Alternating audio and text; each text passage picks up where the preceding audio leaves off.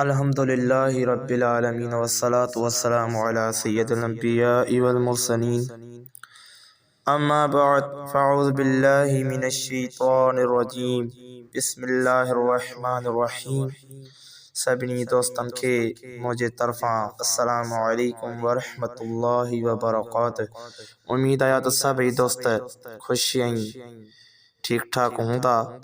अल्लाह तबारक व तआला तमाजे उम्र में इज्जत में आबरू में बरकत अता फरमाए आमीन। सभिनी दोस्तन के इत्तला आए त असांजे चैनल सना सरकार जी के सब्सक्राइब कंदा ऐं घंटीअ के दबाईंदा त जीअं नई अचण वारी वीडियो तव्हां ताईं पहुची सके।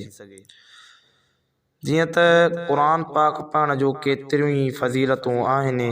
अॼु जो जेको असांजो मौज़ू आहे त कुरान पाक पढ़ण सां कहिड़ियूं बरकतूं ऐं फज़ीलतूं मिलनि थियूं। हदीस पाक में अचे थो त कुरान करीम क़यामत वारे ॾींहुं पंहिंजे पढ़ण वारनि जे लाइ शाहिद बि हूंदो ऐं शफ़ाअत कंदड़ बि हूंदो।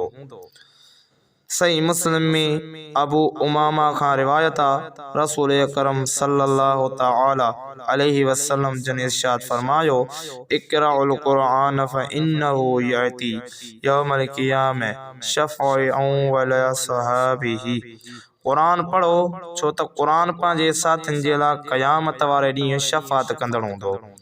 कुरान जी ज़ियारत करण सां बि अखियुनि जो नूर वधे थो ऐं दिल जो सुरूर वधे थो। मुसलमाननि जे टे खलीफ़े हज़रत उस्मान बिन अफ़्फ़ान शहीदुत्तार खां रिवायत आहे त सुहिणे हबीब करीम सल्लल्लाहु तआला अलैहि वसल्लम इरशाद फरमायो खैरुकुम मन तअल्लमल कुरान व अल्लमह। यानी तव्हां में सभिनी खां भलो उहो शख़्स आहे जंहिं पाण कुरान सिखियो ऐं ॿियनि खे सेखारियईं।